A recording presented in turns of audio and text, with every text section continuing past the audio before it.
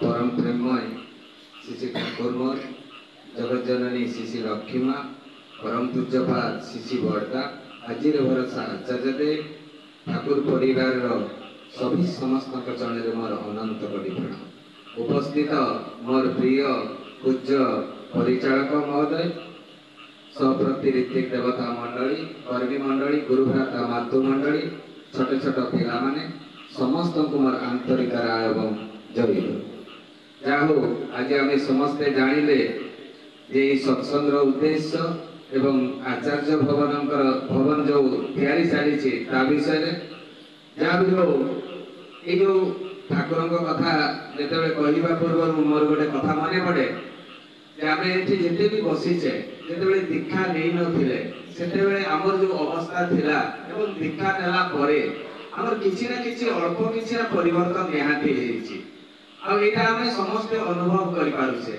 तेणु गोटे भागवत रे अछि ए मु कंकर दिवाचाळ पंगु लंगे फेरी जत्रिता परमानंदे माधव।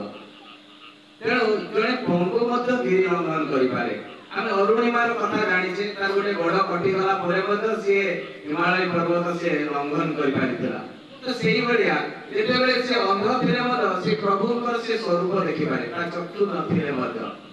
तेणु सेही बढिया जणे भक्त अनंत महाराज ताकर क्वालिफिकेशन मात्र पंचम क्लास पढ़ी के षष्ठ क्लास रे पढुते पाठ पढ़ा छाड़ी देले किंतु ठाकुरंकर सानिध्य रे जेते आसीले से महान महान काम करिसते।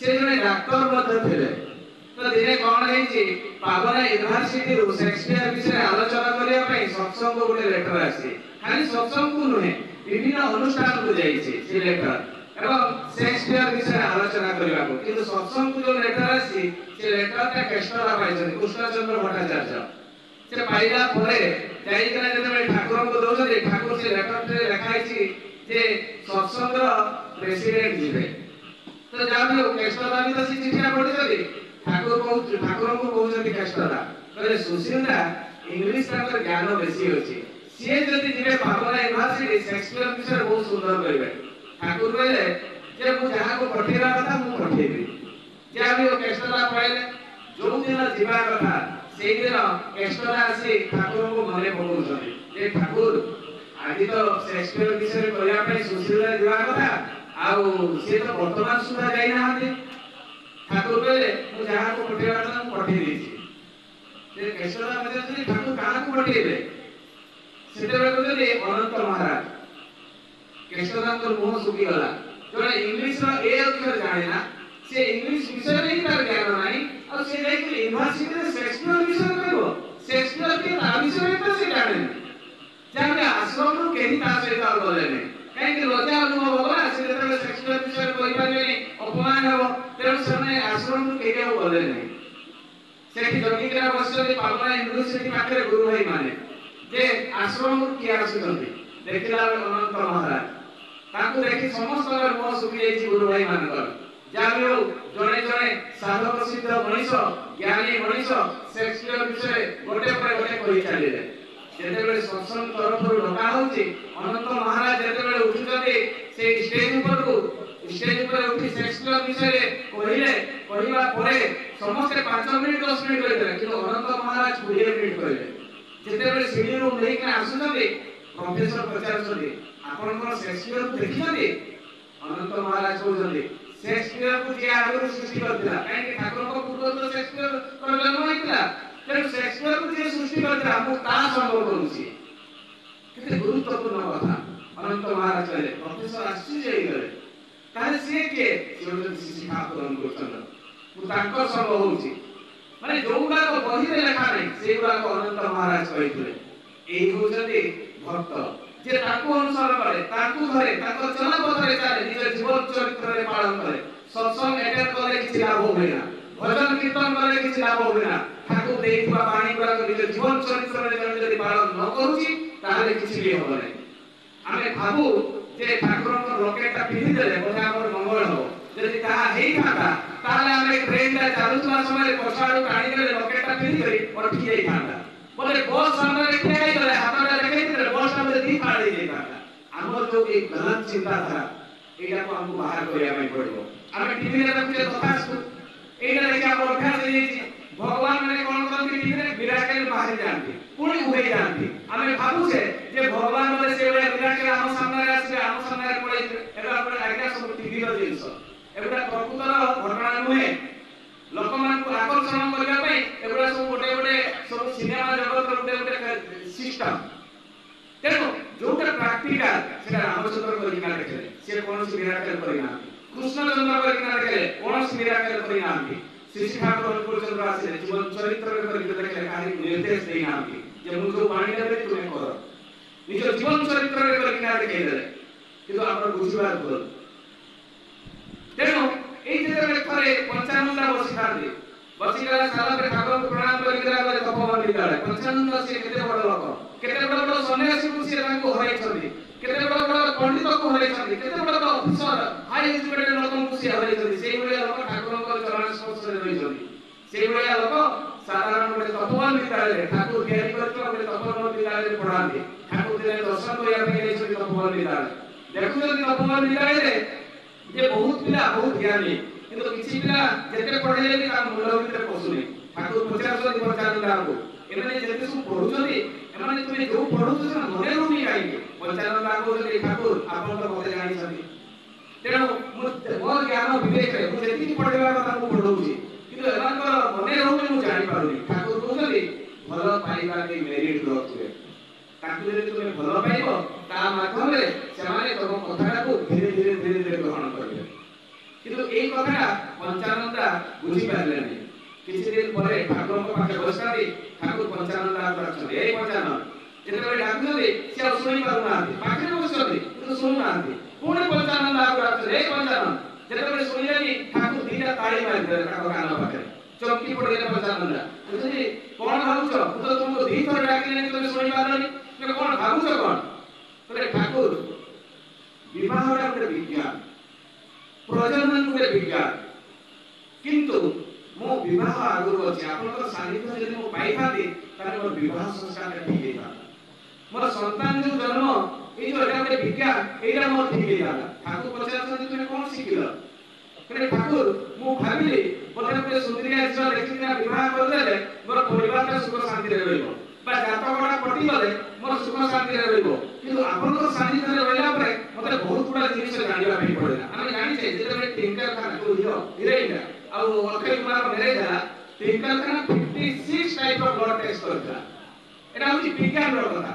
काई की टेस्ट करा जे तार कोनसी रोग अछि न अछि सब विभिन्न कथा किंतु ठाकुर या विधान कोन दैछन ठाकुर तो तारु जन्म होई छथि तो आज 100 वर्ष पूर्व से दै छथि 136 तम जन्म उत्सव में इतना पालन करथिले तो तारे 100 वर्ष पूर्व ठाकुर कोन देले जहा को तुमे देखिबा पाइ रहल से झियो हो ना पुओ हो से झियो को जे देखिबा पाइ रहल तार कोन रोग अछि एटा तुमे आगे बुझा बुझी कर ता मार कोन रोग अछि सेटा बुझा बुझी कर तिनी पुरुष पर्यंत तुमे बुझा बुझी कर से बे पुओ देखिबा पाइ गले से पुओ तिनी पुरुष पर्यंत रोग देखो पुणी बेटा ठाकुर विधान अछि जे शिक्षागत योग्यता स्वास्थ्यगत योग्यता प्रत्येक क्षेत्र रे पुओर शिक्षागत अधिक होबा दरकार धन संपत्ति भी अधिक होबा दरकार ज्येष्ठ पुत्र ज्येष्ठ कन्या विवाह होबा दरकार नै दुईटा झियो गोटे दुई भाई को विवाह करबा दरकार नै एवं कार मंगल दोष अछि कोन दोष अछि सेबडा को देखना दरकार ताले जातक पटी सारिता परे मधो एई गुडा को देखिबा दरकार आमे कोन कहछि जातक रे 36 टा गुणरु आमे जदि 18 टा 20 टा गुण पटी गला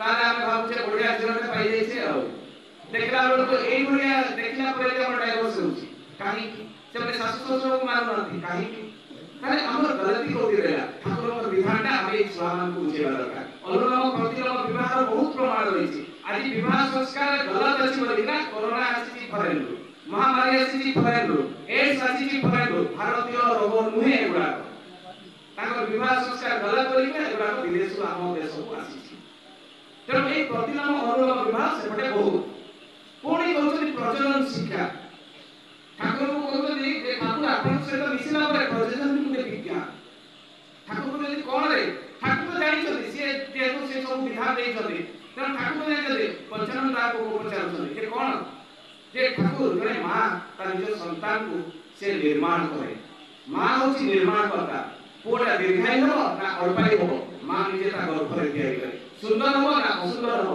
मां ता निज गर्भ रे तयारी करे से ବଦମାସ ହବ ନା ଡକାୟତ ହବ ନା ପଣ୍ଡିତ ହବ ମା ତା ନିଜ ଗର୍ଭରେ ତିଆରି କରେ ଗୋଟେ ଠାକୁର କେମିତି କାରଣ ମାର ସଦାଚାର ପ୍ରଥମେ ହେଉଛି ସଦାଚାର তাই পরিষ্কার পরিচ্ছন্ন নিজে হওয়া দরকার রুষেই করাটা পরিষ্কার পরিচ্ছন্ন হওয়া দরকার নাম করে রুষেই করা দরকার এবং যে জিনিসটা খাইবা পাই দেব তার স্বামীকে তার শ্বশুরকে এই নাম করে দেলে সেটা প্রসাদ হয়ে যায় বলে আউ কোন শিখিল বলে ঠাকুর যেতেବେଳେ স্বামী স্ত্রীଙ୍କ সম্পর্ক এভাবে হওয়া দরকার সেই স্ত্রী সেই স্বামীকে দেবতা বলে মানুষ হওয়া দরকার ভাগবতে লেখা আছে না যে মাতৃদেব ভব পিতৃদেব ভব আচার্য দেব ভব অতিথি দেব ভব গণেশ দেব ভব লেখা আছে सरस्वती देव भव লেখা আছে দুর্গা ভব লেখা আছে নাই কাহিঁকি স্বয়ং কৃষ্ণ ভাগবত কাহিঁকি লেখে যে নিজ মা বাপাকে ভাল পায়নি ঠাকুর কইছন্তি যে নিজ মা বাপাকে ভাল পায়নি স্বামীকে দেবতা বলে মানে না সে মতে কি মানে না স্বয়ং বিষ্ণু সেম কথাটা কইলে ঘরে জীবন্ত দেবতা অছন্তি আমি ଯିବା শিব উপবাস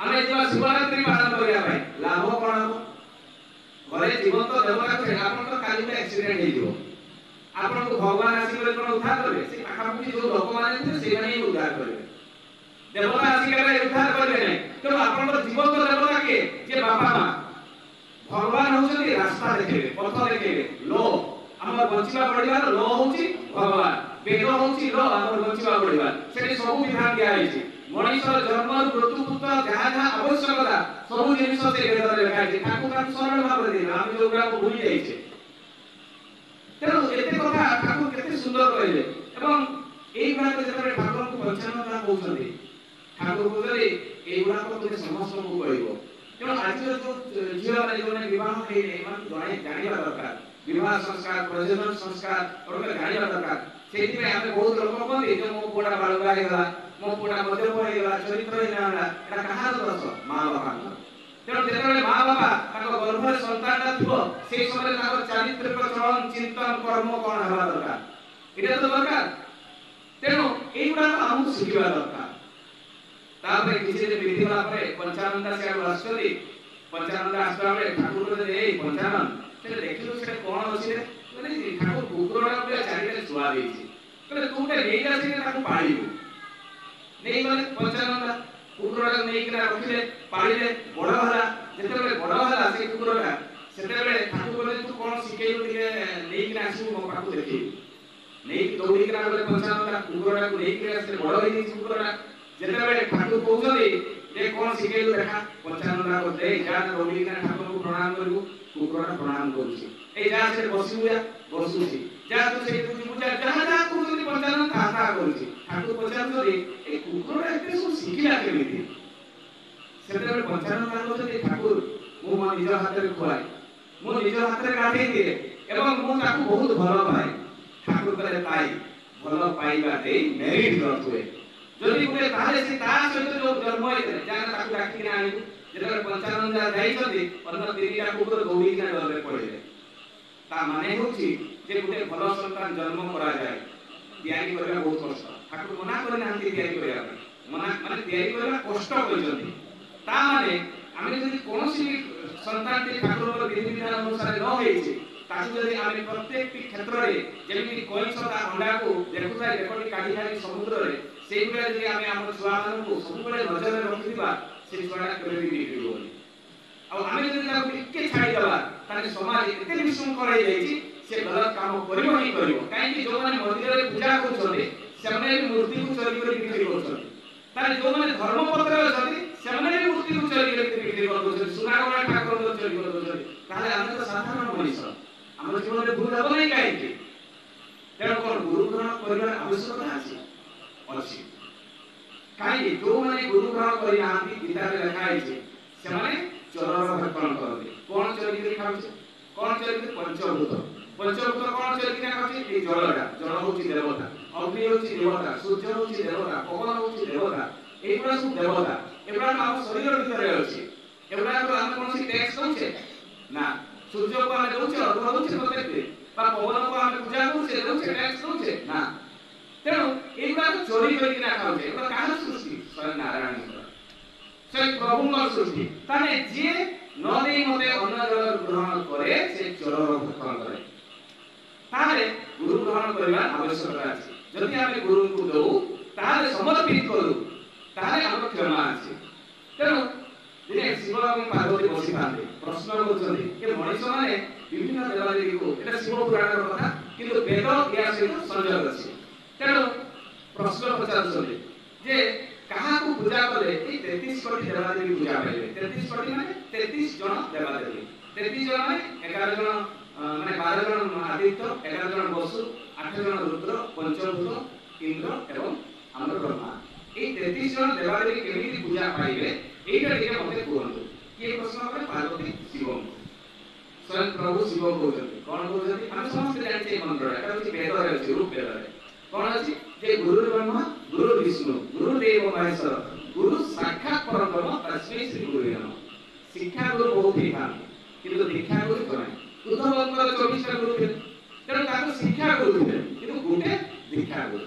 ତେଣୁ ଆମର ବି ଦୀକ୍ଷା ଗୁରୁ ଗୋଟେ। ଆମର ଯେମିତି ଗୋଟେ ବ୍ରାହ୍ମଣ ପିଲା, ଆମର କୁଳ ଗୁରୁ ଅଛନ୍ତି, ସେମାନେ ଆମର କୁଳକୁ ଉଦ୍ଧାର କରିବା ପାଇଁ କୁଳ ଗୁରୁ, କିନ୍ତୁ ଉନ୍ନତି ପାଇଁ ସଦ୍ଗୁରୁ ଠାକୁର ଅନୁକୂଳ ଚନ୍ଦ୍ର। ତେଣୁ ଅନୁକୂଳ ଶିଶି ଠାକୁର ଅନୁକୂଳ ଚନ୍ଦ୍ରକୁ ଆମକୁ ଧରିବା ପାଇଁ ବାଧ୍ୟ। କାହିଁ ଆମର ବି ତ କର୍ମ ମନ୍ତ୍ର ଦିଆଯାଏ, ହଁ କି ନାହିଁ? ତ ଆମେ କହିବା ଯେ ଆମେ ବ୍ରାହ୍ମଣ ପିଲା କର୍ମ ମନ୍ତ୍ର ଆମେ ନେଇଛୁ, ଆଉ ଗୁରୁ ଦରକାର ନାହିଁ। ନା, ସଦ୍ଗୁରୁ ଆବଶ୍ୟକତା ରହିଛି। ସିଏ ହେଉଛନ୍ତି ଆଚରଣ ସିଦ୍ଧ ସଦ୍ଗୁରୁ। କିନ୍ତୁ ଅନ୍ୟ ଯେତେ ଗୁରୁମାନେ ସେମାନେ ଆଜକାଲ ମାଛ ମାଂସ ବି ଖାଉଛନ୍ତି, ବିଭିନ୍ନ ପ୍ରକାର ଖରାପ କାମରେ ପ୍ରବୃତ୍ତି ରହୁଛନ୍ତି, ତେଣୁ ସେମାନେ କଣ ସଦ୍ଗୁରୁ ହେଇପାରିବେ? ନା, କେବେ ନୁହେଁ। ତେଣୁ ଉନ୍ନତି ପାଇଁ ସଦ୍ଗୁରୁର ଆବଶ୍ୟକତା ରହିଛି। ତେଣୁ ଏଇଠି ରହିଛି ଯେ ଗୁରୁ ବ୍ରହ୍ମା ଗୁରୁ ବିଷ୍ଣୁ ଗୁରୁ ଦେବ ମହେଶ୍ୱର ଗୁରୁ ସାକ୍ଷାତ ପରମ ବ୍ରହ୍ମ। ପରମ ବ୍ରହ୍ମ ମାନେ ଏ ସୃଷ୍ଟିର ତତ୍ତ୍ୱର ଜ୍ଞାନ ଯାହା ପାଖରେ ଅଛି ସିଏ ହିଁ ପରମ ବ୍ରହ୍ମ। ତେଣୁ ଯିଏ ସୃଷ୍ଟି କରିଛନ୍ତି ତାଙ୍କ ପାଖରେ ଜ୍ଞାନ ଅଛି, ଆଉ ତାଙ୍କ ଛଡା ତ କାହା ପାଖରେ ଜ୍ଞାନ ନାହିଁ। ତେଣୁ ଆମେ ବି ବହୁତ ଜଣ ଭାବୁ ଯେ ଯେତେବେଳେ ଥରେ ଶ୍ରୀକୃଷ୍ଣ ଅର୍ଜୁନକୁ ବୁଝାଉଛନ୍ତି ଯୁଦ୍ଧ ସମୟରେ ଗୀତା 45 ମିନିଟ୍ ବୁଝେଇବା ସମୟରେ ଅର୍ଜୁନ କହୁଛନ୍ତି ଯେ ମୁଁ ତ 45 ମିନିଟ୍ ଆପଣ ଗୀତା କହିଲେ ମୋର ମନେ ରହିଲା ନାହିଁ। ସ୍ୱୟଂ ପ୍ରଭୁ ଶ୍ରୀକୃଷ୍ଣ କହୁଛନ୍ତି ଯେ ତୁ ମୋର ଗୋଟେ କଥା ମନେ ରଖିଥା, ସର୍ବଧର୍ମ ପରିତ୍ୟଜ୍ୟ ମାମେକ ଶରଣଂ ଗଚ୍ଛ ଅହଂ ତ୍ୱଂ ପାପ ମୋକ୍ଷ ମା ଶୁଚି। এই কথাটা ତୁ ମନେ ରଖିଥା, ବାକି ସବୁ ଭୁଲିଯା। ତା ମାନେ କଣ? ଯେ ତୁ ସମସ୍ତଙ୍କୁ ତ୍ୟାଗ କରିଦେ।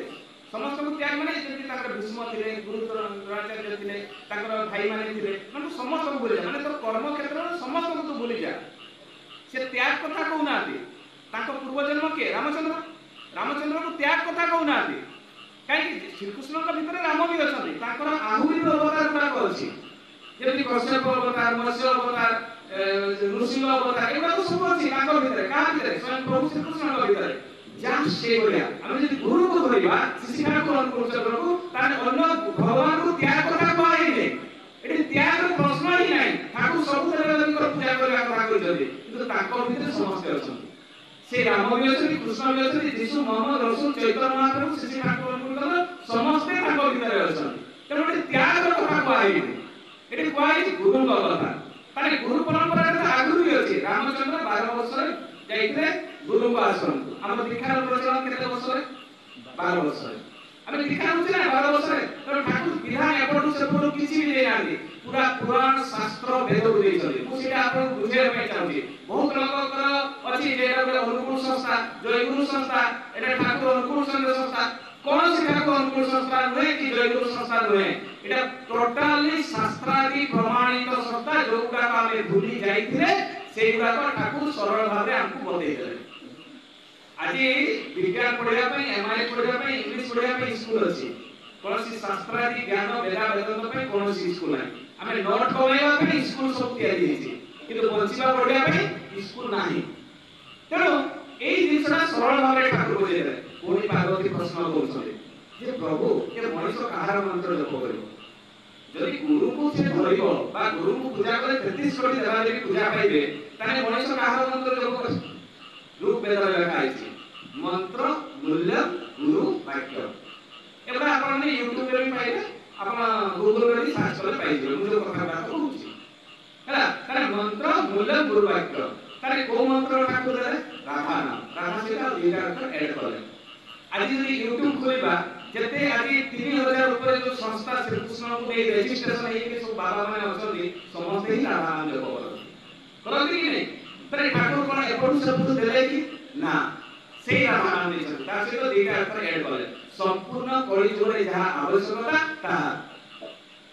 ଶ୍ରୀକୃଷ୍ଣ କହିଥିଲେ ନା ଯେ ମୁଁ ବାରମ୍ବାର ଆସିବି, ନା ମନା କରିଛନ୍ତି ଶ୍ରୀକୃଷ୍ଣ ମୁଁ ଆସିବି ବୋଲି? କଣ କହିଲେ? ଯଦା ଯଦା ହି ଧର୍ମସ୍ୟ ଗ୍ଲାନିର୍ଭବତି ଭାରତ ଅଭ୍ୟୁତ୍ଥାନମଧର୍ମସ୍ୟ ତଦା महासुराम परित्राणाय साधुना विनाशाय सदृशम धर्म संस्थापनार्थाय संभवामि जुगे जेतेबेले ग्रामी हेबो मु आसी के करे श्री कृष्ण तने ठाकुर कोन आसी ना ठाकुर आसीबा तो बहुत प्रमाण अछि मालिका अछि कलियुग पुराण अछि नरसिंह पुराण अछि से हमर जो सहस्र नाम जो विष्णु को कैसे बोलौ छै सेही भी ठाकुर को नाम अछि सेबरा को कहबी जीवंत प्रमाण गुडा को बोलौ छै गुडा को माने गीता सहित संयोग अछि जदि गीता श्री कृष्ण कहै बार बार अछि जेतेबेले ग्रामी हेबो तने ठाकुर भी आसी अजली ठाकुर आछले से जन्म आचरण सिद्ध कोनसी मिराकल बा कोनसी वेद वेदांत पढिके ज्ञान अर्जन करिके हमको से शिक्षा दे नांती टोटल जन्म रुही तक लीला आरंभ होई छ मां गर्भ हजरत महाराज आगु कहि देथिले तेनो तो माता मनमेंद्र को मां बोली संबोधन करथिले आज जो आमे राधा नाम जप होछे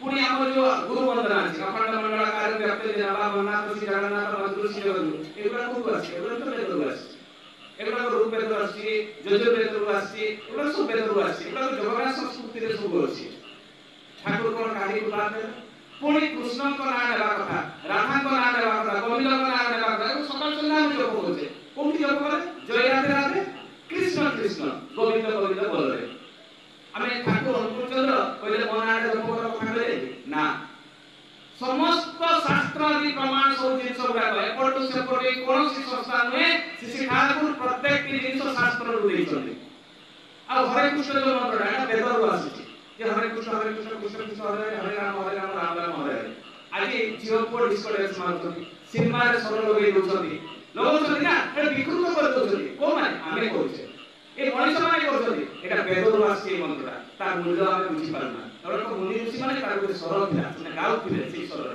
आज देवघर रे जेते जय राधे प्रार्थना सरे तापरे संकीर्तन गोटे मंडली बाहर कोड मातृ मां ए माता मनमानी धाम 8 वर्ष जन से माने संकीर्तन करके ठाकुर को प्रणाम करती ठाकुर बाड़े बड़मा सब प्रणाम कर सारा बड़दा बाड़े जाती पुणी जो हम समाज में अछि ठाकुर को से रास्ता देख ना माता मनमानी धाम रे बियान करती कोनसी जिंस ठाकुर बात देले कि कोनसी जिंस बात ना हमर बुझिबार हम जेते ताको भीतर को पुछिबा जेते डुबिबा सेते बेमालूम हबा तेनो हम जेते ताको अनुसरण करे ताको भीतर पछिबा हम सेते एटा को हम जानिबा पुणी प्रश्न करछथि पार्वती एटा तो जानि गले जे गुरु देइबा निर्देशित मंत्रटी को जप करना दरकार ताले कहा को पूजा करबो मनुष्य रूप वेद में लिखा है पूज्य गुरु पादम तने गुरु को पाद कथा कहै छै से वेद में लिखा है थांदा सो देवादेवी को कथा लिखा है थांदा कहीं गुरु को पाद कथा कहला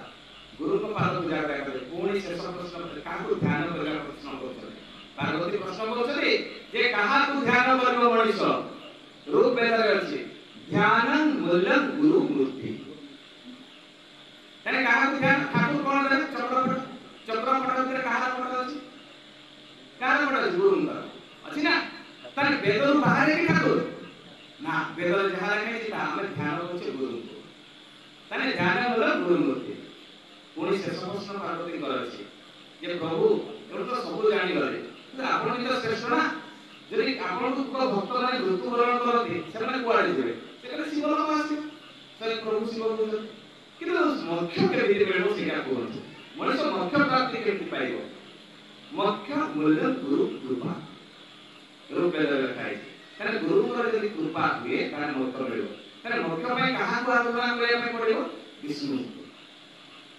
तने मोक्ष में विष्णु को आराधना करे में पड़िबो तेनो ये लगा है कृपा कृपा माने करे पावा मोक्ष मूल्य गुरु कृपा कृपा माने करे पावा माने निज जीवन चरित्र रे पालन करबा प्रत्येक जिनिस आमे बहुत उल्लासित होई पूरा हाव भाव देखैना आमे बहुत बड़ भक्त होइबा किंतु आचरण जदि हम ठीक नाही जदि आचरण ठीक नाही आमे घरे जो माने अछंती गुरुजन माने ताको सेवा जतन नेबा स्वामी को देवता बोली मानिबा छुआ मान को ठीक भाबे लालन पालन करबा पढ़ा पढ़ी सहित भलो संपर्क रखिबा ए कामटा न करिना आमे जेते सत्संग आसु जेते पूजा उपासना करू किछि फायदा हो नै तेनो ए जो मोक्ष पाई जे सेंती हितले तो ए जो गंगा नदी रे पेंगो भी अछि साप भी अछि से माछो भी अछि सने तो मुक्ति पाई देई थांबे सने कोन मुक्ति पाउछली एबे मुक्ति पाए गंगा नदी रे गाधी रे मुक्ति मिले ना सेठी जाई करी आमे जो गंगा नदी रे गाधौ आमे से दिन संकल्प करू आज दिन खराब काम करिबोनी गाधी आसी साला परे जो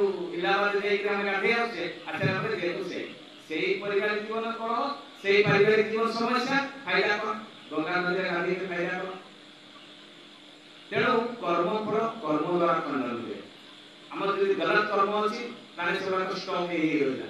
ଯଦି ଆମେ ସେହି କର୍ମ କରୁଥିବା ତାହେଲେ ଆମର କର୍ମଫଳ ଯଦି ଠିକ ଥିବ ତାହେଲେ ଆମେ ମୁକ୍ତି ପାଇବା। ତାହେଲେ ଗୁରୁଙ୍କର ପ୍ରତ୍ୟେକ ନିର୍ଦ୍ଦେଶ ଠିକ ଠିକ କାମ କରିବା ଦରକାର।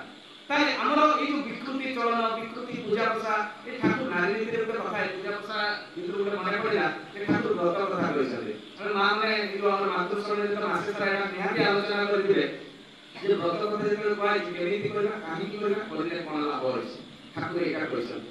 ତାହେଲେ ବ୍ରତ ମାନେ କଣ? ବ୍ରତ ମାନେ ସଂକଳ୍ପ।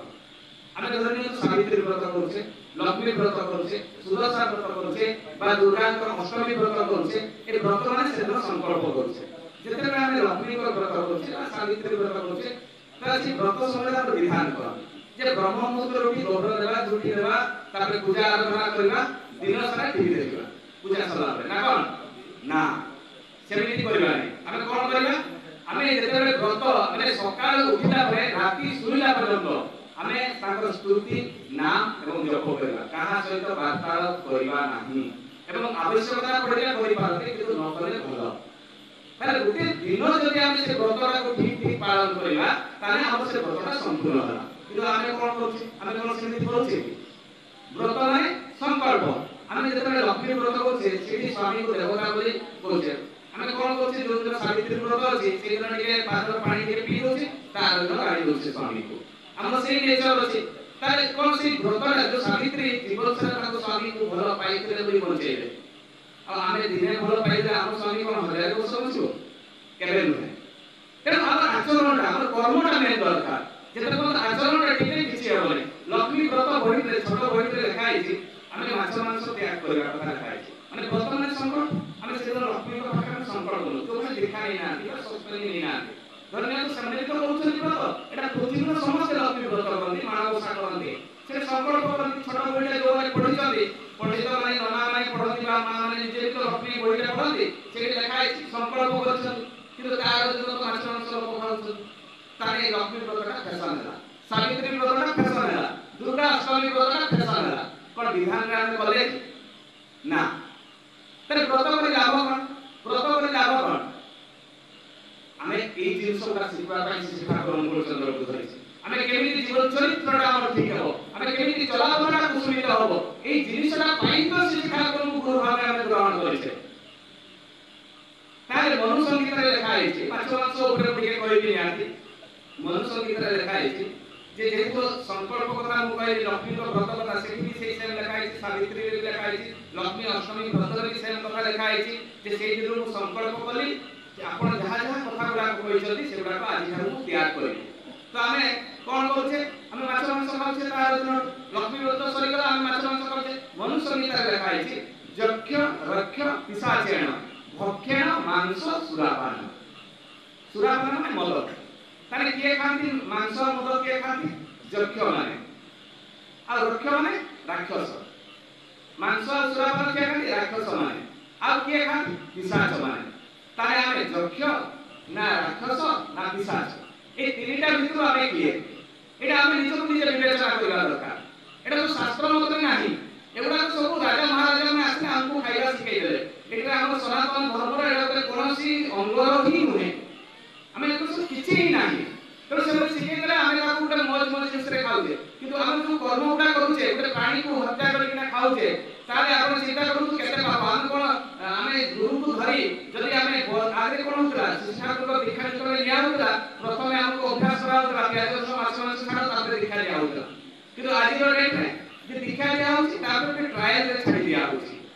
ସେ ଛାଡ଼ିଲା ପରେ ତାପରେ ସସ୍ପେରି ବ୍ରତ। ଯେତେ ପର୍ଯ୍ୟନ୍ତ ଜଣେ ସସ୍ପେରି ବ୍ରତ ଗ୍ରହଣ କରିନାହିଁ ତା ଦୀକ୍ଷା ସମ୍ପୂର୍ଣ୍ଣ ହୁଏ ନା।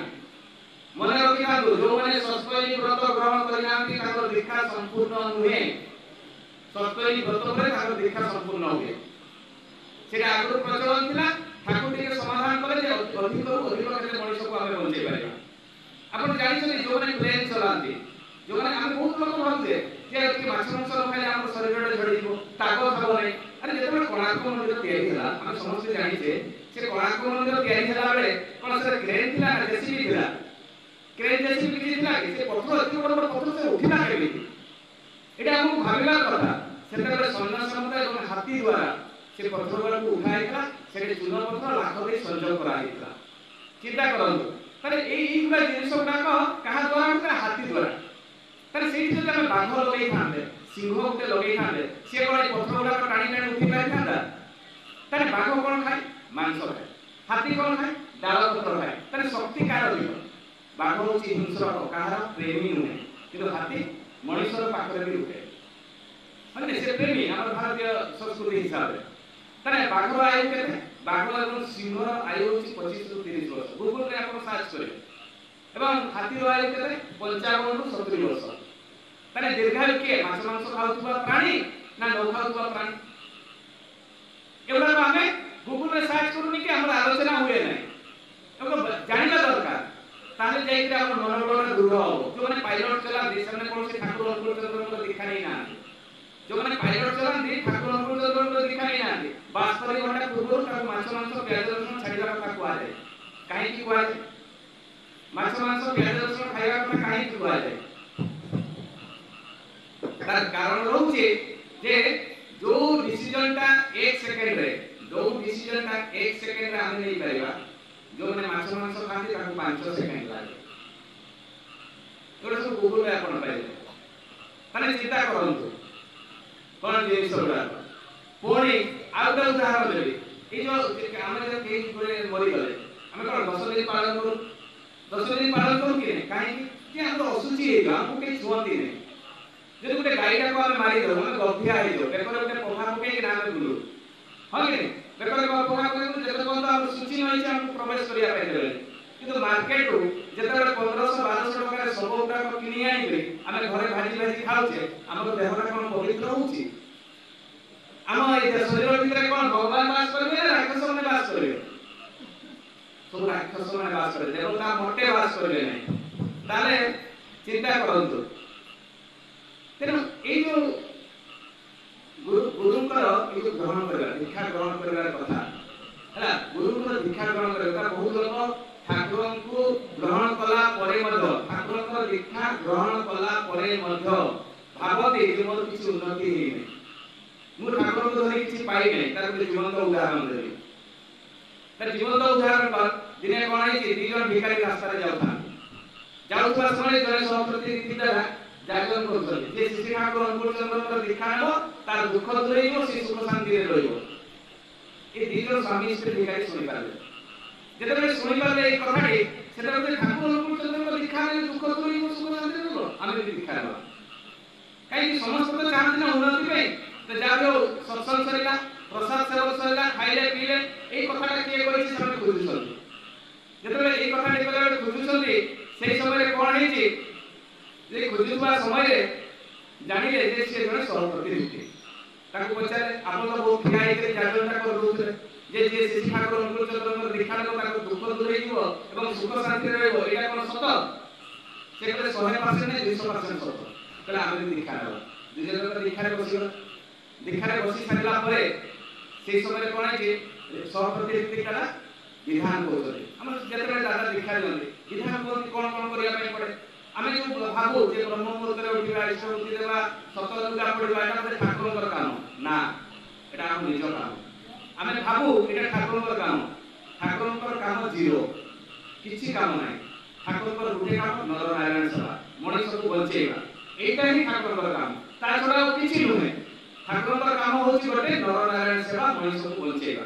ତାହେଲେ ଏଇ ଯୋଉ ବିଧାନ କାହା ପାଇଁ ଦେଇଛନ୍ତି? ଏଇଟା ମୋ ପାଇଁ ଦେଇଛନ୍ତି, ଆପଣମାନଙ୍କ ପାଇଁ ଦେଇଛନ୍ତି। ଆପଣମାନେ ନିଜେ କଲେ ଆପଣଙ୍କର ବେନିଫିଟ୍। ଯାହାର ସୁଗାର ହେଇଯିବ, କ୍ୟାନ୍ସର ହେବ, କିଡନୀ ଖରାପ ହେଇଯିବ, ସେତେବେଳେ ଡାକ୍ତର କହିବ ଭାଇ ତୁ ଟିକେ ସକାଳୁ ମର୍ଣ୍ଣିଂ ୱାକ୍ କର, ନହେଲେ ତୋର ଦେହ ବଞ୍ଚିବାର ଆଶା ନାହିଁ। ସେତେବେଳେ ମରିଲା ସମୟରେ ଯଦି ଆମେ ମର୍ଣ୍ଣିଂ ୱାକ୍ କରିବା ଲାଭ କ'ଣ? ଠାକୁର କିନ୍ତୁ ବଞ୍ଚିବା ପଢ଼ିବା ପାଇଁ ବିଧାନ ଦେଲେ। ବଞ୍ଚିବା ପଢ଼ିବାଟା ହିଁ ତ ଧର୍ମ ନା। ତେଣୁ ଠାକୁର ବିଧାନ ଦେଲେ। କ'ଣ ବିଧାନ ଦେଲେ? ଯେ ବ୍ରହ୍ମ ମୁହୂର୍ତ୍ତରେ ଉଠିବା। କାହିଁକି ଉଠିବା? ଯୋଉମାନେ ବ୍ରହ୍ମ ମୁହୂର୍ତ୍ତରେ ଉଠନ୍ତି ସେଇ ପିଲାଗୁଡ଼ାକ ଆକ୍ଟିଭ ହୁଅନ୍ତି, ଗଧରା ଅଳସୁଆ ହୁଅନ୍ତି ନାହିଁ। ସବୁ କାମରେ ତାଙ୍କର ମନୋବଳଟା ବଢ଼େ। ଯୋଉମାନେ 8ଟା-9ଟାରେ ଉଠନ୍ତି ସେମାନେ ସବୁ ଅଳସୁଆ ହୁଅନ୍ତି। ବ୍ରହ୍ମ ମୁହୂର୍ତ୍ତରେ ଉଠି ଠାକୁରଙ୍କ ଘରକୁ ଯାଇ ପ୍ରଣାମ କରିବା। ଠାକୁରଙ୍କର ମନ୍ତ୍ର ଅଛି ଅନୁବ୍ରହ୍ମ ପ୍ରବ୍ରହ୍ମ ପ୍ରମାଣିତ ରାଜସ୍ୱାମୀ ଦୟାଳୁଙ୍କ ଚରଣରେ କରିବେ ପ୍ରଣାମ। ମନ୍ତ୍ର ଜପ କରି ସାରିଲା ପରେ ନାମ ଧ୍ୟାନ କରିବା। ନାମ ଧ୍ୟାନ କାହିଁକି କରିବା? କାହିଁକି ଠାକୁର ଘରକୁ ପ୍ରଥମେ ଯିବା?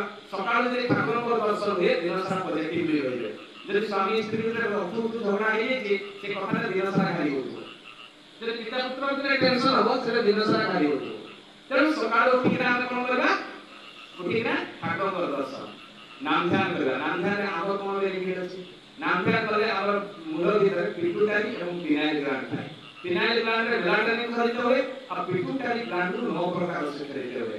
ମେଲାଟୋନିନ୍ ନିଦ ଭଲ ହୁଏ ଏବଂ ପିଟ୍ୟୁଟାରୀ ଗ୍ଲାଣ୍ଡରୁ 9 ପ୍ରକାର ରସ ଖରିତ ହୁଏ। ତା ସହିତ ମିଶ୍ରିତ ହୋଇ ଆଖିର ପାୱାର ସତେଜ ହୁଏ। 40 ବର୍ଷରେ ବହୁତ ଲୋକଙ୍କର ଚଷମା ଦରକାର ହୁଏ, ତାକୁ 40 କୁହାଯାଏ।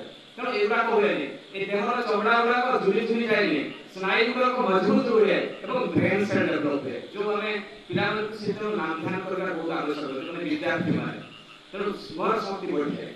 କାହା ବେନିଫିଟ୍? ଠାକୁରଙ୍କ ନାମ ଆମେ କିନ୍ତୁ କରୁନା, ତାପରେ ପ୍ରଣାମ ମନ୍ତ୍ର। ପ୍ରଣାମ କରି ସାରିଲା ପରେ କଣ କରିବା? ସତ ଅନୁଜ୍ଞା ପାଠ ଦିନଟେ 3 ଥର କରିବା। ସତ ଅନୁଜ୍ଞା ପାଠ ଦିନଟେ 3 ଥର କରିବା। ତେଣୁ ଆମେ ଯଦି ଥରେ କରୁଛେ ସେଟା ଆମର 6ଟା ରିପୁକୁ କଣ୍ଟ୍ରୋଲ କରେ। এই ସତ ଅନୁଜ୍ଞା ଯୋଉ ଠାକୁର ଦେଇଛନ୍ତି ଧ୍ୟାନଟା, ଏଟା ଗୀତାରେ ବି ଅଛି। କ୍ରୋଧ ବିଷୟରେ ଅର୍ଜୁନକୁ ବୁଝେଇଛନ୍ତି ସ୍ୱୟଂ ଶ୍ରୀକୃଷ୍ଣ। ଏପଟ ସବୁ କିଛି ନାହିଁ, ସବୁ ସିଷ୍ଟମେଟିକ ଠାକୁର ସରଳ ଭାବରେ ଦେଇଦେଲେ। ତ এই 6ଟା ଯଦି ହେଇପାରେ 5 ବର୍ଷ 10 ବର୍ଷ ଜୀବନ ସାରା ଲାଗିପାରେ ଯେ ମୋ ପାଖରେ କ୍ରୋଧଟା କଣ୍ଟ୍ରୋଲ ହେଇନପାରେ। ତେଣୁ এইগুଡ଼ାକ ଆମେ କଲେ ଡେଲି ଡେଲି କଲେ କିଛି ନା କିଛି ତ କଣ୍ଟ୍ରୋଲ ହବ। ତାପରେ ସତ ଅନୁଜ୍ଞା ପାଠ କରି ସାରିଲା ପରେ ଇଷ୍ଟବୃତ୍ତି। ଇଷ୍ଟବୃତ୍ତି 5ଟା ମହାଯଜ୍ଞ, ଦେବଯଜ୍ଞ, ଋଷିଯଜ୍ଞ, ପିତୃ ମାତୃଯଜ୍ଞ, ଭୂଯଜ୍ଞ ଏବଂ ନୃଯଜ୍ଞ। ଦେବଯଜ୍ଞ କଣ? ଏ ଯୋଉ ଆମେ ବ୍ରାହ୍ମଣକୁ ଡାକି ଯଜ୍ଞ କରୁ, ଘିଅ ତା କାଠ ଦେଇକିନା ଆହୁତି ଦଉଛୁ, ଏଇଟା ହଉଛି ଦେବଯଜ୍ଞ। ଜଣେ ବ୍ରାହ୍ମଣକୁ ଡାକି କଲେ ଡେଲି 10,000 ଟଙ୍କା ବା 5,000 ଟଙ୍କା ଖର୍ଚ୍ଚ ହବ, କିନ୍ତୁ ଟଙ୍କାଟେ ଇଷ୍ଟବୃତ୍ତି ଦଉଛେ, ଠାକୁରଙ୍କୁ ଦେବଯଜ୍ଞ କରୁଛେ। ମାନେ ଠାକୁରଙ୍କୁ ଦେଲେ ଇଷ୍ଟବୃତ୍ତି, ଦେବତା ମାନେ ବି ପାଆନ୍ତି। ମୁଁ ପ୍ରଥମେ ହିଁ କହିଲି ଗୁରୁଙ୍କୁ ଦେଲେ 33 କୋଟି ଦେବା ଦେବୀ ପାଆନ୍ତି। ତେଣୁ ଠାକୁରଙ୍କୁ ଯଦି ଆମେ ଇଷ୍ଟବୃତ୍ତି ଦଉ, ଇଷ୍ଟବୃତ୍ତି ରାମଚନ୍ଦ୍ର ଦଉଥିଲେ। କେମିତି ଦଉଥିଲେ? ସେ ଯେତେବେଳେ ଗୁରୁ ଆଶ୍ରମକୁ ଗଲେ সেই ସମୟରେ ତାଙ୍କର ପ୍ରଥମ କାମ ଥିଲା ଭିକ୍ଷା କରିବା। ସେ ଯାଉଥିଲେ 3ଟାରୁ 5ଟା ଭିକ୍ଷା କରି ଆଣୁଥିଲେ, ଗୁରୁ ମାତାକୁ ଦଉଥିଲେ, ଗୁରୁ ମାତା ରନ୍ଧନ କରୁଥିଲେ, ଗୁରୁ ପ୍ରଥମେ ସେବନ କରୁଥିଲେ, ତାପରେ ଶିଷ୍ୟମାନେ। ମାନେ ଶିଷ୍ୟମାନଙ୍କର ଦାୟିତ୍ୱ ଥିଲା ଗୁରୁଙ୍କର ଭରଣ ପୋଷଣ। ରାମଚନ୍ଦ୍ର ସ୍ୱୟଂ ପ୍ରଭୁ ହିଁ ସେ ଶିଖେଇ ଦେଲେ। ତେଣୁ ଆମେ ବି ଯେହେତୁ ଗୁରୁଙ୍କୁ ଧରିଛେ, ତେଣୁ ସେଇ ଆମେ ଯଦି ପୁରାଣ ଶାସ୍ତ୍ର କୃଷ୍ଣ ରାମଙ୍କୁ ମାନୁଛେ, ଆମେ ସେଇ ସିଷ୍ଟମଟାକୁ ଆମେ ସେଇ ଠାକୁର ଏପଟ ସବୁ କିଛି ଦେଇନାହାନ୍ତି। ତେଣୁ ଇଷ୍ଟବୃତ୍ତି ତାପରେ ଋଷିଯଜ୍ଞ। ଋଷିଯଜ୍ଞ ମୋର ଯେମିତି ଗୋତ୍ର ଆତ୍ରେୟ ଗୋତ୍ର, ମୋର ପୂର୍ବଜ ଋଷି ହେଉଛି ଆତ୍ରେୟ ଋଷି, ସିଏ ବି ପାଆନ୍ତି ଇଷ୍ଟବୃତ୍ତି ମାଧ୍ୟମରେ। ପୁଣି ମାତୃଯଜ୍ଞ, ପିତୃଯଜ୍ଞ, ଯେମିତି ଆମେ ବର୍ଷରେ ଥରେ ପିଣ୍ଡଦାନ କରୁ ମା ବାପାଙ୍କ ପାଇଁ, କିନ୍ତୁ ଠାକୁରଙ୍କୁ ଦେଲେ 3 ପୁରୁଷ ପର୍ଯ୍ୟନ୍ତ ପ୍ରତ୍ୟେକ ଦିନ ପାଆନ୍ତି। ଚିନ୍ତା କରନ୍ତୁ, ଆମର ପିତୃଦୋଷ ଜୀବନରେ ଲାଗିବ ନାହିଁ। ଯୋଉ ବ୍ରାହ୍ମଣ ମାନେ କହନ୍ତି ଯେ ପିତୃଦୋଷ ଲାଗିଯାଇଛି, ଆମେ ଯେହେତୁ ପ୍ରତ୍ୟେକ ଦିନ ଦଉଛେ, ଆମ ପିତୃଦୋଷ ଲାଗିବ ହିଁ ନାହିଁ। ତାପରେ ଭୂଯଜ୍ଞ। ଭୂଯଜ୍ଞ ମାନେ ଗାଈ ଗୋରୁ ଛେଳି ମେଣ୍ଢା ବିଭିନ୍ନ ପ୍ରକାର କୀଟ ପତଙ୍ଗ ସମସ୍ତେ ପାଆନ୍ତି ଗୁରୁ ପୂଜାରେ। ଏବଂ ନୃଯଜ୍ଞ ମାନେ ଅତିଥି ଦେବ ଭବ, ମାନେ ମଣିଷ ମାନେ ବି ପାଆନ୍ତି। ତାହେଲେ ଗୁରୁଙ୍କୁ ଦେଲେ କେହି ବି ଭୋକରେ ରୁହନ୍ତି ନାହିଁ, 33 କୋଟି ଦେବାଦେବୀ ପାଆନ୍ତି। ତାପରେ କଣ କରିବା? ଇଷ୍ଟବୃତ୍ତି ଦେଇ ସାରିଲା ପରେ ତାପରେ ପ୍ରାର୍ଥନା। ପ୍ରାର୍ଥନା କଲେ କଣ ଲାଭ ଅଛି? ଏଇ ଯୋଉ ଇଷ୍ଟବୃତ୍ତି ଏଟା ସବୁ ମୁନି ଋଷି ବ୍ରାହ୍ମଣ ମାନେ ଆଗରୁ କରୁଥିଲେ, ଏଟା ଠାକୁର ସମସ୍ତଙ୍କୁ ଦେଇଦେଲେ। ତାଙ୍କ ସାମ୍ନାରେ ସମସ୍ତେ ତ ତାଙ୍କର ସନ୍ତାନ ନା, ତେଣୁ ଏଗୁଡ଼ା ସବୁ ତର୍ପଣ କରୁଥିଲେ ସକାଳୁ ଉଠିକିନା ସୂର୍ଯ୍ୟଙ୍କ ପାଖରେ। ସବୁ ବ୍ରାହ୍ମଣ ମାନେ ଇଷ୍ଟବୃତ୍ତି ଦେଉଥିଲେ ଆଗରୁ, କିନ୍ତୁ ଠାକୁର ସମସ୍ତଙ୍କୁ ଦେଇଦେଲେ। ପୁଣି ପ୍ରାର୍ଥନା କରିବା। ପ୍ରାର୍ଥନାରେ ଆମେ ଯୋଉ ତାଳି ମାରେ, ଏ ସ୍ନାୟୁ ଗୁଡ଼ା ବଡି ସହିତ ଆଟାଚ୍ ଅଛି, ସ୍ନାୟୁ ଗୁଡ଼ାକ ବଡି ସହିତ ଆଟାଚ୍ ଅଛି। ତେଣୁ ଆମର ଏକ୍ସରସାଇଜ ହେଇଯାଏ ସକାଳୁ। ତାପରେ ପ୍ରାର୍ଥନା ପରେ ଆମର ଆଧ୍ୟାତ୍ମିକ ବହି ପଢିବା। ଆଧ୍ୟାତ୍ମିକ ବହି ପଢିଲେ ଲାଭ କଣ? ଆମର ପ୍ରତ୍ୟେକଟି ଜିନିଷ ଯାହା ଯାହା ଆମର ସମସ୍ୟାର ସମାଧାନ ସବୁ ଆମେ ଆଧ୍ୟାତ୍ମିକ ବହିରୁ ପାଇଯିବା, କିନ୍ତୁ ପଢିବା ତ ଦରକାର। ତାପରେ ଆଧ୍ୟାତ୍ମିକ ବହି ପଢି ସାରିଲା ପରେ ଗୁରୁ ଗୁରୁଜନଙ୍କୁ ପ୍ରଣାମ କରିବା। କାହିଁକି ପ୍ରଣାମ କରିବା? ଆମର ଯେତେ ବଡ଼ ଶରୀର ସେତିକି ଡିଷ୍ଟାନ୍ସରୁ ପ୍ରଣାମ କରିବା, ପାଦ ଧରିକିନା ନୁହେଁ। କାହିଁକି ପ୍ରଣାମ କରିବା? ଯେ ତାଙ୍କର ଆଶୀର୍ବାଦ ଆମକୁ ମିଳିବ ଏବଂ ତାଙ୍କ ସହିତ ଆମର ପ୍ରେମଟା ଆହୁରି ବଢି ବଢିଯିବ। ଏଇଟା ସତ୍ସଙ୍ଗରେ ହିଁ ଅଛି, ଅନ୍ୟ କୌଣସି ଜାଗାରେ ସକାଳେ ସନ୍ଧ୍ୟାରେ ମା ବାପା ବା ଗୁରୁ ଗୁରୁଜନଙ୍କୁ ପ୍ରଣାମ କରନ୍ତି ହିଁ ନାହିଁ। ତାପରେ କଣ କରିବା? ପ୍ରଣାମ କରି ସାରିଲା ପରେ ତାପରେ ଆମେ ଥାଲକୁଡି ପତ୍ର ସେବନ କରିବା। ଥାଲକୁଡି ପତ୍ର 40ଟା ରୋଗର ଉପଶମ ଦିଏ। ବ୍ଲଡ କ୍ଲଟିଂ ହୁଏନି, ବ୍ଲଡ ପ୍ରେସର ହୁଏନି, ଏ ଯୋଉ ଛୁଆମାନଙ୍କୁ ବ୍ରେନଲିଆ ହୁଏ, ଲିକ୍ୱିଡ ଟା ଆମେ ଦଉ ଯୋଉ ବୁଦ୍ଧି ପାଇଁ ଦିମାଗ ପାଇଁ, ସେଇଟା ଥାଲକୁଡି ପତ୍ରରେ ତିଆରି। ତାପରେ ଶବାସନ ଏକ୍ସରସାଇଜ। ତାହେଲେ ଏତିକି କାମ କଲେ କାହାର ଫାଇଦା? ଆମର ଫାଇଦା ନା ଠାକୁରଙ୍କର ଫାଇଦା? କିନ୍ତୁ ଆମେ କରୁ ହିଁ ନାହିଁ। ତାପରେ କଣ ଅଛି? ସେ 2 ଜଣ ଭିକାରୀ ଏଗୁଡାକ ସବୁ ଶୁଣିଲେ, ଗଲେ ପାଠ 5 ବର୍ଷ ପରେ 5 ବର୍ଷ କରି ସାରିଲା ପରେ ତାଙ୍କର କିଛି ଲାଭ ହେଲା ନାହିଁ। 5 ବର୍ଷ କରି ସାରିଲା ପରେ ତାଙ୍କର କିଛି ହିଁ ଲାଭ ହେଲା ନାହିଁ। ସେମାନେ ଅନୁଭବ କରୁଛନ୍ତି, ସେ ଦୁଇ ଜଣ ଯାକ ସ୍ୱାମୀ ସ୍ତ୍ରୀ କଥା ହେଉଛନ୍ତି, ଆଜିଠାରୁ ଇଷ୍ଟବୃତ୍ତି ବନ୍ଦ, ଏଇଟା ଗୋଟେ ବେକାର ସଂସ୍ଥା, ଏ ଯଦି ଇଷ୍ଟବୃତ୍ତି ନେଇ ସେମାନେ ସବୁ ଧନୀ ହେଉଛନ୍ତି, ଆମେ ଯାଇକିନା ପାବନାରୁ ଠାକୁରଙ୍କୁ ମାଗିକି ସବୁ ପଇସା ଗୁଡ଼ାକ ନେଇ ଆସିବା। ଠାକୁର ତ ଅନ୍ତର୍ଯାମୀ, ସବୁ ଜାଣିଛନ୍ତି। ପରମ ପୂଜ୍ୟପାଦ ଶ୍ରୀ ବଡ଼ଦାଙ୍କୁ କହୁଛନ୍ତି ଯେ এই ব্যক্তি কালি আসিব, তার যেতে ইষ্টবৃত্তি 5 ବର୍ଷ মতে আনিকিনা দিও। পরম ପୂଜ୍ୟପାଦ ଶ୍ରୀ ବଡ଼ଦାଙ୍କୁ କହୁଛନ୍ତି। ପରମ ପୂଜ୍ୟପାଦ ବଡ଼ଦା ଗଲେ ସେତେବେଳେ ତ କମ୍ପ୍ୟୁଟର ସିଷ୍ଟମ ନଥିଲା, ରେଜିଷ୍ଟର ସିଷ୍ଟମ ଥିଲା, ଯାଇ ହିସାବ କରି ଗୋଟେ ପୁରା କନା ଗଣ୍ଠୁରେ ବାନ୍ଧି ଠାକୁରଙ୍କୁ ଆଣିକିନା ଦେଇଦେଲେ। ସକାଳ ହେଇଛି, এই দুজন স্বামী স্ত্রী পৌঁছিগଲେ। যেତେବେଳେ ସ୍ୱାମୀ ସ୍ତ୍ରୀ ପହଞ୍ଚିଗଲେ, ପହଞ୍ଚିଲା ପରେ ତାପରେ ଠାକୁରଙ୍କୁ ପ୍ରଣାମ କରୁଛନ୍ତି, সেই ସମୟରେ ଗଣ୍ଠୁରିଟା ଧରେଇ ଦେଲେ। ଠାକୁର କହିଲେ ଏଇଟା ତୁମ ନିୟମ। ସେ ସ୍ତ୍ରୀ ମାଟି କହୁଛି ତୁମେ ଠାକୁର ବୋଧେ ଅନ୍ତର୍ଯାମୀ, ସେ କେମିତି ଜାଣିଲେ ଆମକୁ ଏଇ ଗୁଜରା ପଇସା ଗୁଡାକ ସବୁ ଦେଇଦେଲେ। ସେ ସ୍ୱାମୀ ଜଣକ କହୁଛି ଆମକୁ ତ କିଛି ଲାଭ ହେଇନି, ଏସବୁ ପଇସା ତ ଆମେ ଜୀବନରେ ଡିପୋଜିଟ କରୁଥିଲେ ବି ଏତେ ହେଇନଥାନ୍ତା, ତ ଯାହା ବି ହଉ ବହୁତ ପଇସା ପାଇଗଲେ, ଚାଲ ଆମର ପଳେଇବା। ସେମାନେ ଯେତେବେଳେ ପଳେଇ ଆସୁଛନ୍ତି, সেই ସମୟରେ ଠାକୁର କହୁଛନ୍ତି ମୋର ଗୋଟେ କାମ କରିକିନା তুমি ପଳେଇବ। କହିଲେ ଠିକ ଅଛି, ଶେଷ ସମୟଟା। ଠାକୁର କହିଲେ ଯେ ତୁ ବିସ୍କୁଟ ପକେଟ କିଣି କୁକୁରକୁ ଖାଇବା ପାଇଁ ଦେବ, ତାପରେ ଘରକୁ ପଳେଇବ। ସେମାନେ ଦି ଜଣ ଭାବିଲେ ଯେ କୁଆକୁ ଗାଈକୁ କୁକୁରକୁ ଖାଇଥିଲେ ପୂର୍ଣ୍ଣ ଅର୍ଜନ ହୁଏ, ବ୍ରାହ୍ମଣ ମାନେ କୁହନ୍ତି ନା, ତ ତେଣୁ କହିଲେ ଆମେ ବି ଖାଇବା ପାଇଁ ଦେଇଦେବ। ତ ଯାହା ବି ହଉ ସେ କଣ କଲେ, ସେ ବିସ୍କୁଟ ପକେଟ କିଣିଲେ ଏବଂ କିଣିକିନା ସେ କଣ କଲେ କୁକୁରକୁ ଖାଇବା ପାଇଁ ଦେଲେ। ଗୋଟେ ପରେ ଗୋଟେ 3ଟା କୁକୁର ମରିଗଲେ। ଯେତେବେଳେ 3ଟା କୁକୁର ମରିଗଲେ, সেই ସମୟରେ ଗାଁ ବାଲା ଜାଣିଲେ ବିଷ ଦେଇ ଦେଇ କୁକୁର ଗୁଡାକ ମାରୁଛନ୍ତି, ତେଣୁ ଗାଁ ବାଲା ତାକୁ ପିଟିବା ପାଇଁ ଦୌଡ଼ିଲେ। ଯେତେବେଳେ ପିଟିବା ପାଇଁ ଦୌଡ଼ିଲେ, ଏମାନେ ଦି ଜଣ ଯାକ ପ୍ରାଣ ବିକଳରେ ଠାକୁରଙ୍କ ପାଖରେ ଯାଇକି ବସି ପଡ଼ିଲେ। ଠାକୁର କହୁଛନ୍ତି କଣ ହେଲା ରେ? କହିଲେ ଠାକୁର ଆପଣ କହିଲେ କୁକୁରକୁ ବିସ୍କୁଟ ଖାଇବା ପାଇଁ, ଆମେ ଦେଲୁ, କିନ୍ତୁ କୁକୁର 3ଟା ମରିଗଲେ। ଯେତେବେଳେ କୁକୁର 3ଟା ମରିଗଲେ, ତ ସେଇ ସମୟରେ କଣ ହେଲା ଯେ ଗାଁ ବାଲା ଆମକୁ ପିଟିବା ପାଇଁ ଦୌଡୁଛନ୍ତି। ହଉ ଠିକ ଅଛି, ତୁମେ ବସ, କେହି ପିଟିବେ ନାହିଁ। ଯାହା ବି ହଉ ସେମାନେ ବସିଛନ୍ତି, ବସିଥିବା ସମୟରେ ଠାକୁରଙ୍କୁ ପ୍ରଶ୍ନ କରୁଛନ୍ତି, ଠାକୁର ଯେ ଏଇ କୁକୁରଟା ମଲେ କାହିଁକି? ଠାକୁର କହୁଛନ୍ତି ପୂର୍ବ କର୍ମର ଯେତେ ସବୁ ଇଷ୍ଟ ଗୁଡାକ ଅଛି, ଇଷ୍ଟବୃତ୍ତି ମାଧ୍ୟମରେ ଏଗୁଡାକ ଖଣ୍ଡନ ହୁଏ। ଇଷ୍ଟବୃତ୍ତି ମାଧ୍ୟମରେ ଏଗୁଡାକ ଖଣ୍ଡନ ହୁଏ, ଏଇ ପୂର୍ବ ଜନ୍ମର କର୍ମଫଳ ଗୁଡାକ। ଠାକୁର ଠିକ ଅଛି, ପୂର୍ବ ଜନ୍ମର କର୍ମଫଳ ଗୁଡା ଏ ବିଷୟରେ ଖଣ୍ଡନ ହେଇଯାଏ, କିନ୍ତୁ କାହିଁ ଆମର ତ ଉନ୍ନତି ହେଲା ନାହିଁ। ଠାକୁର କହୁଛନ୍ତି ହେଇପାରେ এই জন্মরে তুমি উন্নতি লাভ করিবার, এই নপারে এই জন্মটা এইভাবে ହିଁ বিতি ଯାଇପାରେ, যেতে পর্যন্ত পূর্ব জন্মর কর্মফল খণ্ডন ন ହେବ, সেতে পর্যন্ত তোমার উন্নতি ହେବ ନାହିଁ। আর গোটে ছোট কথা কই মোর বক্তব্য শেষ করি, দাদা ব্যস্ত হেলানি, কাହିଁକି মতে ଟିକେ ସମୟ ଦରକାର। କାହିଁକି ସମୟ ଦରକାର? ମୁଁ ଯୋଉ ଜାଗାକୁ ଯାଏ, ମୁଁ କହେ ଦାଦା ମତେ 45 ମିନିଟ ଘଣ୍ଟେ ଦରକାର। ସମସ୍ତେ କୁହନ୍ତି ଯେ ନବୀନ ଦାଦା କଣ ଘଣ୍ଟେ, କିଏ 10 ମିନିଟ 15 ମିନିଟ କହିଲେ ଆମକୁ ଶୁଣିବା ପାଇଁ ଇଚ୍ଛା ହୁଏନି, କିନ୍ତୁ ନବୀନ ଦାଦା କାହିଁକି ଘଣ୍ଟେ ମାଗନ୍ତି? তার কারণ হচ্ছে ମୁଁ ফিল করে যেতে পর্যন্ত কথাটা কমপ্লিট করে নাই মতে অসন্তুষ্ট লাগে, কে কোন ভাবে ମୁଁ জানে না। তেଣୁ গোটে ভজন, গোটে খরচ, গোটে কীর্তন, তারপরে মতে সময় ଟିକେ দরকার। কাହିଁକି ମୁଁ ଏତେ 700 কিলোমিটার দূরରୁ ଆସିଛି, ମୁଁ ଏଠି ପାଖରେ ନେଇ ଯେ ମତେ ଡାକି ଦେଲେ ମୁଁ ଦୌଡ଼ିକିନା ପଳେଇ ଆସିବି, ସେଟା ସୁବିଧା ଜାଣିଛନ୍ତି। କାହିଁକି ଟାଟା 654 କିଲୋମିଟର, ସେଇଠୁ 85 କିଲୋମିଟର ମୋ ଘର, ତାହେଲେ 700 ପାଖାପାଖି କିଲୋମିଟର। ତାହେଲେ ଚିନ୍ତା କରନ୍ତୁ। তো যাতে ওগুলো ছোট কথা কই বক্তব্য শেষ করিবি, এই যে কর্মফল কথা ঠাকুর যে কথা কইলে ওটা উদাহরণ দেবি। দিনে দেবকী বসি থাকতে প্রশ্ন করছেন প্রভু শ্রীকৃষ্ণଙ୍କୁ। ମୁଁ ଯୋଉ ପ୍ରଥମେ କହିଥିଲି ଗଙ୍ଗା ନଦୀରେ ଗାଧେଇଲେ ପାପ ଖଣ୍ଡନ ହେଇପାରେ, କିନ୍ତୁ କର୍ମଫଳ ନୁହେଁ। କର୍ମଫଳ କର୍ମ ଦ୍ୱାରା ଖଣ୍ଡନ ହୁଏ। ଆମର ଯଦି କାମ ଭଲ ଥିବ, ଆମେ ଯେତେ ଦିଏ ଦେବା ପୂଜା କରିବା, ଯେତେ ଦାନ ଧର୍ମ କରିବା, କିଛି ଲାଭ ହବ ନାହିଁ ଯଦି କର୍ମ ଗଲତ ଥାଏ। ତେଣୁ ସ୍ୱୟଂ ପ୍ରଭୁଙ୍କର ମା କିଏ ହେଉଛନ୍ତି ଦେବକୀ। ତାଙ୍କ ମାଙ୍କର ବି କର୍ମଫଳ ଖଣ୍ଡନ କରିପାରି ନଥିଲେ, ଆମେ ତ ଛାଡ଼ ମଣିଷ। ତାହେଲେ ତାର ଉଦାହରଣ କଣ ଅଛି? ଦିନେ ଦେବକୀ ପ୍ରଶ୍ନ କରୁଛନ୍ତି ପ୍ରଭୁ ଶ୍ରୀକୃଷ୍ଣଙ୍କୁ, ଯେ ମୁଁ ତୁ ଯୋଉଦିନ ଜନ୍ମ ହେଲୁ ମତେ ତ ସେଦିନ କାରାଗାରରୁ ବଞ୍ଚେଇ ପାରିଥାନ୍ତୁ, ମତେ କାହିଁକି ତୁ ରକ୍ଷା କରିଲୁ ନାହିଁ? ମୁଁ ଜାଣିଛୁ ତୁ ବିଶ୍ୱ ବ୍ରହ୍ମାଣ୍ଡର ମାଲିକ, ତୁ ଭଗବାନ, ତୁ କାହିଁକି ମତେ ବଞ୍ଚେଇଲୁ ନାହିଁ? ମତେ ଏଇଟା କହ। ସେତେବେଳେ ସ୍ୱୟଂ ପ୍ରଭୁ ଶ୍ରୀକୃଷ୍ଣ କହୁଛନ୍ତି, ମା ମୁଁ ଯେତେବେଳେ ରାମଚନ୍ଦ୍ର ହିଁ ଜନ୍ମଗ୍ରହଣ କରିଥିଲି, ତୁ କୈକେୟୀ ହିଁ ଜନ୍ମଗ୍ରହଣ କରିଥିଲୁ। ତୁ ମନ୍ଥରାର ସହିତ କଥାରେ ପଡି ମତେ 14 ବର୍ଷ ବଣକୁ ପଠେଇଥିଲୁ। ମୁଁ ଖାଲି ପାଦରେ ଚାଲିଛି, ବକଳ ପିନ୍ଧିଛି, ମୋ ସ୍ତ୍ରୀ ସୀତା ହରଣ ହେଇଛି, ମୁଁ କେତେ କଷ୍ଟ ପାଇଛି ଜାଣିଛୁ ନା? ତାର କର୍ମଫଳ ଏଇ ଜନ୍ମରେ ତୁ ଏଇ କାରାବରଣ କରିକିନା ଭୋଗ କଲୁ।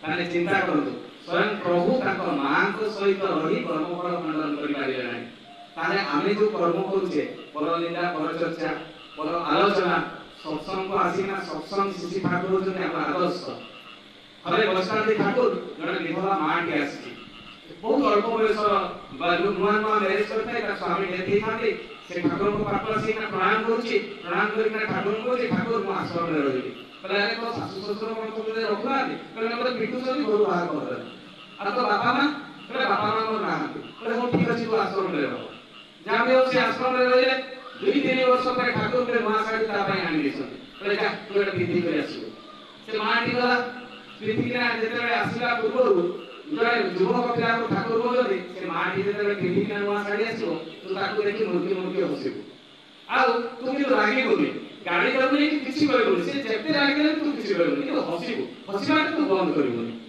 से कहले ठाकुर ठीक अछि मां टी मां साड़ी विधि के आसा ठाकुर को सामने ठिया ठाकुर के किछि गुरु भाई को सहित कथा होता जेते ठाकुर किछि गुरु भाई को सहित कथा होता सेही समय रे कोन हेछि से माटी देखला जे ठाकुर को माटे अनुनांती ता दृष्टि पड़िला से बिलाडी आ ताकू देखि देखि से देखुची माटे को से देखि हसुची धीरे धीरे ता राग क्रोध जागृत था से आ सही पाला नि से माटी से बिलाडी को भीषण गाड़ी आला तो गाड़ी दा ठाकुर संगे संग धोई पके रे तू काई की गाड़ी दल तो ठाकुर से मते देखि ना हसुला तेरे मु गाड़ी दे से कोन तने किछि कहला तो नाही ठाकुर हसुला हम गाड़ी दे कहला अरे तते एठी के रखि छे तो ठाकुर आपन रखि छे तर खाइबार व्यवस्था के करछि ठाकुर आपन करछि तर पिंधार व्यवस्था के करछि ठाकुर आपन करछि जति मु सब करी तते कहले तू आसिले तू मते देखिबू तो ताकू काई के रखु हमर चरित्र ताहा आमे आसिले सत्संग रे के कोन परदिना परचर्चा करबा या ता खराब जिनिस देखबा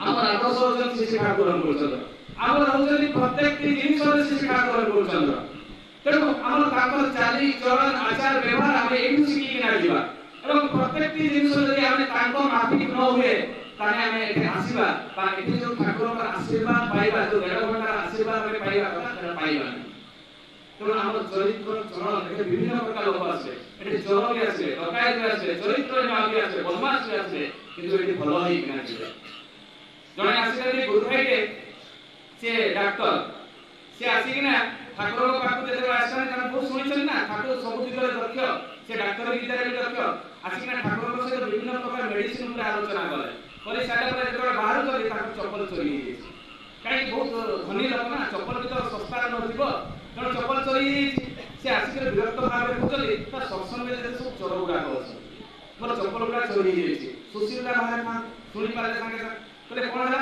कहले मोर दामी चप्पल गुडा थिला ए सब कागा गुडा के हम लेकिन पड़ेले मोर चप्पल गुडा ए कथा ठाकुर भी सुनि पाए सुशीला ठाकुर को पाखे बसेला परे ठाकुर बोलते से डॉक्टर साहब कहले सर आपण कहार चिकित्सा करबो भलो लोक ना रोगी रो कहले मु रोगी रो आपण डॉक्टर खाना के चिकित्सा पय आसंदी भलो लोक ना खराब लोक कहले सब जहार देह सुस्त थिबो से आसु ना भलो लोक काई आसो मो पाखे को से बे लोक आसंदी मु ताको सुंदर करिना पठेई दे तयारी करिना तेन मध्यप आसंदी ठाकुर को चरित्रहीन आसंदी ताको पाखु चप्पल माडा खाइबा पई भी कालो देखै जदी ठाकुर गुटे मनीष को तयारी करिया पई गुटे साम्राज्य त्याग करिया ठाकुर कहिसन ताले एठी समस्त प्रकार लोक आसे आमे समस्त प्रेम भाव रे रहिबा श्रद्धा रे रहिबा एवं जानो समय मु एथि में अधिकारी सुविधा को से आगुरी कथा हेतिरे तेनु सेति में कमारे काहे कि मते समय दरकार मु ताको आगुरी में मते यदि समय देले मते राखिबे यदि मते समय देले मते राखिबे